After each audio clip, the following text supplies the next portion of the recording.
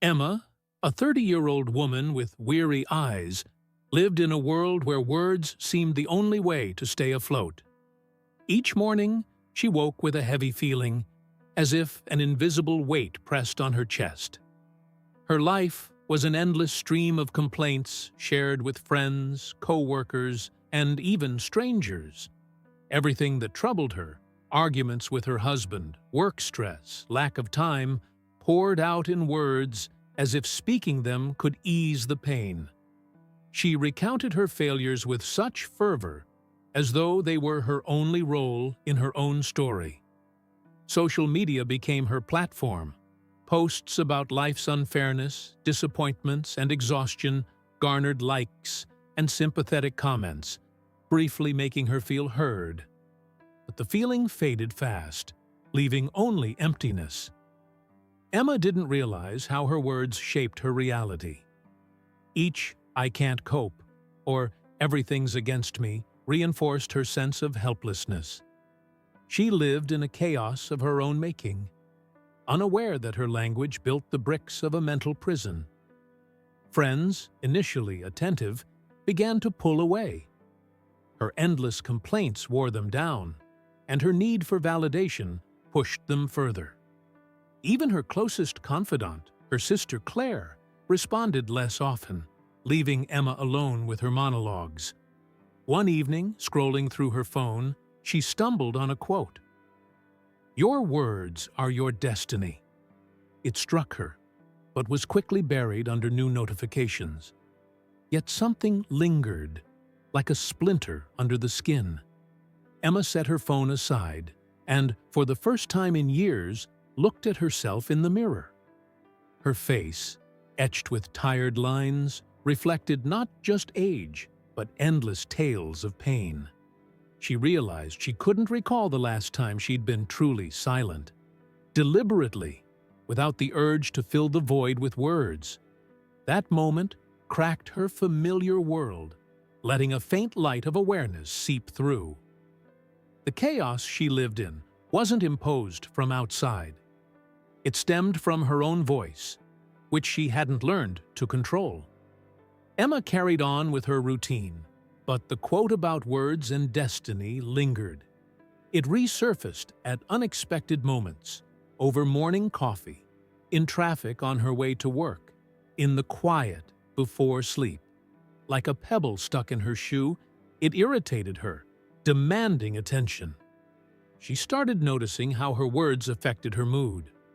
After venting about co-workers in a text to a friend, she felt not relief but a heavier weight, as if each accusation fueled her frustration.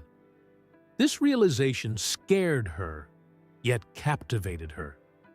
Could she be creating this endless cycle herself? One evening, strolling through a park, she paused by an old oak, its roots bulging from the earth, hinting at hidden strength. It struck her that her life resembled a turbulent river, with words as waves obscuring the depths. For the first time, she wondered, what if she went silent? Not forever, but just long enough to hear herself. The idea felt so foreign it seemed almost impossible. Emma was used to filling silence, fearing her existence would lose meaning without words. But in that moment, under the oak's canopy, a spark of curiosity flickered. What lay beyond that silence? The next day, she decided to try an experiment. Instead of posting her latest woes on social media, she closed the app. When Claire called, instead of complaining about her husband, she held back. It felt strange, uncomfortable, like abandoning a familiar habit without a replacement. Yet with each hour of silence, her thoughts grew clearer. She saw how often her words weren't genuine expressions, but bids for approval or excuses for her setbacks. This insight was the first spark illuminating her inner world, revealing that beneath the chaos of words lay something deeper, her own strength, which she hadn't yet learned to wield. Emma ventured into uncharted territory, where silence became not just the absence of words, but a conscious choice. Her experiment, sparked by a fleeting thought, began to take shape. She resolved to spend a single day without spilling her emotions into words, seeking no sympathy through texts or social media. It was harder than she expected. Her fingers instinctively reached for her phone to message a friend about a petty spat with her husband or post about her annoying boss. Each time, she paused, took a deep breath, and set the phone aside. These small acts of restraint felt like victories, though they came with inner struggle. Her mind, accustomed to a constant stream of words, resisted, as if afraid of drowning in silence. That day, Emma went to work with a new perspective. She noticed how her coworkers filled the air with chatter, grumbling about the weather, gossiping about management, dissecting others' mistakes. She used to join this chorus eagerly, adding her own stories to feel included. Now, she simply listened, observing how others' words created a noise no one seemed to notice. It dawned on her that this noise didn't just distract, it drained energy. For the first time, she felt her silence wasn't weakness, but strength, letting her stay above the fray. At home, after work, Emma faced a new challenge. Her husband, used to her emotional outbursts, noticed her restraint and pressed her with questions. She wanted to unload everything: exhaustion, irritation, doubts. Instead, she smiled and changed the subject. It felt unnatural, almost forced. But she sensed a quiet relief, as if she'd kept a piece of herself private for the first time. She began to see that her habit of oversharing wasn't a way to solve problems, but an attempt to drown them in words that only amplified her inner chaos. That evening, Emma pulled out an old notebook she hadn't touched in years. She started jotting down her thoughts, not as before, when her entries were rants and blame. Now, she sought to understand why she leaned so heavily on words. She wrote about how her constant need to share stripped her of control over her life. Each word she didn't speak that day felt like a step toward reclaiming that control.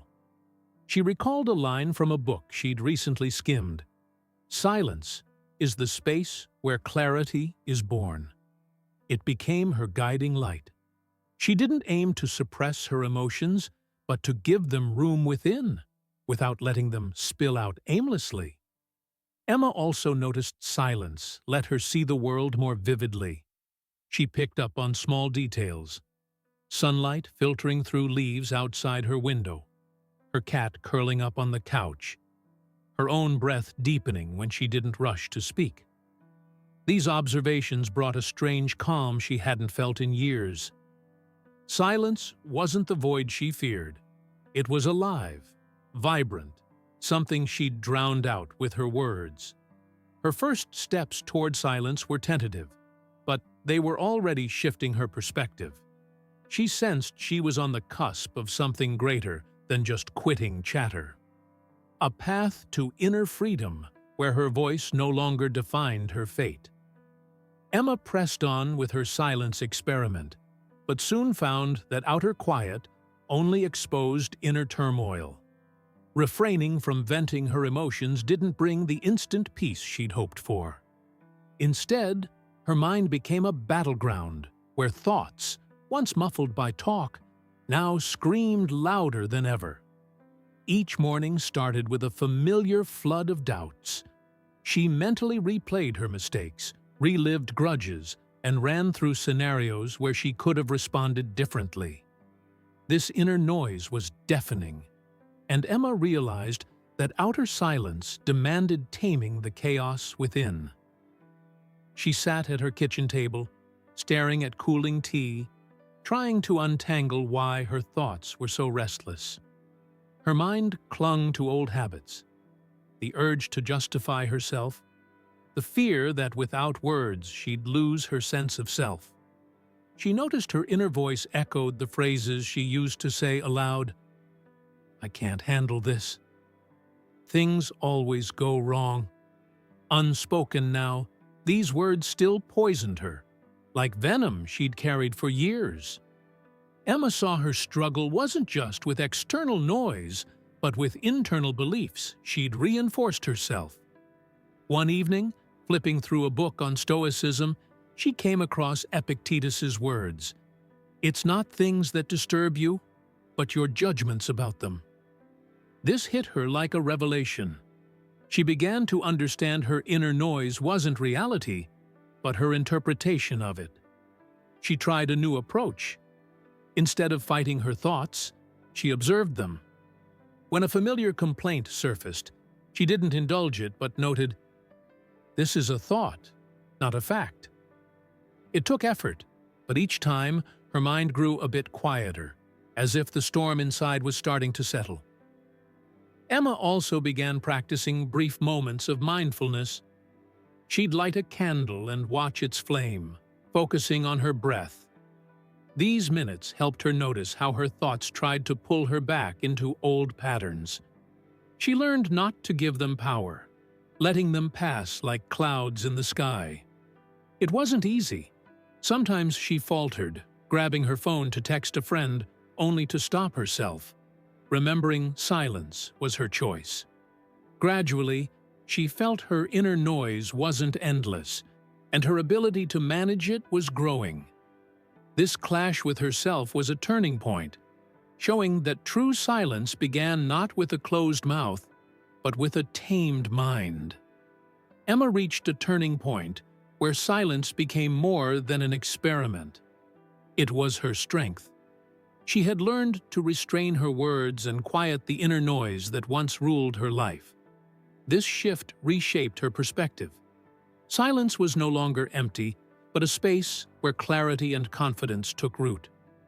Each morning, she sat in silence, letting thoughts pass without judgment, a ritual that solidified her commitment to live with intention. At work, her silence changed how others saw her. Once quick to argue or complain, she now chose when to speak, her restraint earning respect. Colleagues valued her rare, precise insights, and her presence carried weight. She focused on meaningful tasks, her actions outshining any words, filling her with a newfound sense of control. At home, silence transformed her marriage. Instead of venting every grievance, Emma reflected before speaking, finding constructive ways to address conflicts. Her restraint encouraged her husband to choose his words carefully, deepening their bond. Silence became her ally, preserving her calm in tense moments. As she embraced this change, Emma unknowingly wove Stoic wisdom into her life. First, she adopted Epictetus's teaching, focus only on what you control. She stopped fretting over others' opinions, channeling energy into her choices. Second, she followed Marcus Aurelius's call to master the mind, observing negative thoughts without letting them take hold. Third, she practiced Seneca's lesson of self-discipline, choosing silence over impulsive speech to build resilience. Fourth, she embodied Zeno's idea that virtue is action, letting her deeds, not words, define her.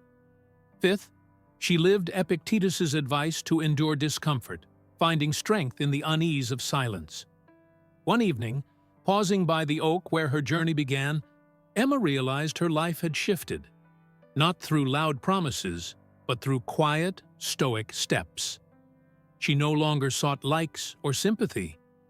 Her power came from within, from choosing when to be silent and when to speak. This was her triumph. Silence didn't confine her. It freed her to live a life where actions spoke her truth. Emma stood on the threshold of a new life, where silence was no longer just a tool, but a steadfast companion. She'd traveled far from the chaos of words to inner clarity, and her actions now reflected the strength she'd gained through learning to be silent. She no longer felt the need to fill space with talk or seek validation in others' eyes. Her confidence grew from within, like a tree rooted in the fertile soil of her mindful choices. This new path wasn't easy, but it was hers, and it filled her with a freedom she'd never known. Each morning, Emma began with a ritual of silence. She sat by her window with a cup of tea, watching the first rays of sun touch the leaves outside. These moments were her sanctuary, where she sifted through her thoughts like a gardener tending plants, pruning those that held her back. She learned to distinguish which inner voices were fears and which were true desires. It took discipline, but it freed her from old patterns that once drove her to complain and doubt herself. She stopped saying, "I can't cope," and instead asked, "What can I do right now?" This shift turned her inner world from a battlefield into a place of creation. At work, Emma became someone people sought for advice. Her silence in pointless disputes and precise words at the right moment made her input valuable. She stopped wasting energy proving herself, focusing on what truly improved her projects. Colleagues, used to her former chattiness, were initially surprised but soon respected her newfound reserve. She noticed her presence now inspired calm, and her actions spoke louder than any words could. This reinforced her belief that true strength lay not in volume, but in consistency. At home, her relationship with her husband transformed. Silence helped her see him not as a source of frustration, but as a partner to build with. She learned to express feelings not through blame, but through calm, thoughtful words that paved the way for understanding. Their evenings shifted from arguments to moments of shared quiet, reading or walking together. Emma realized silence in relationships wasn't a lack of communication, but a space where love and respect could breathe freely. One evening, standing on her balcony in the stillness, Emma reflected on how her journey began. That moment by the oak in the park, when she first considered silence's power, felt distant now, but it was the seed from which her new life grew. She was no longer the woman who sought salvation in others' words. She'd become someone who shaped her destiny through mindful actions, needing no applause. Her new path was quiet but firm, and she knew each step brought her closer to the version of herself she'd always wanted to be. She didn't broadcast her changes to the world. They showed in her steady smile, her confident stride, her ability to live in harmony with herself.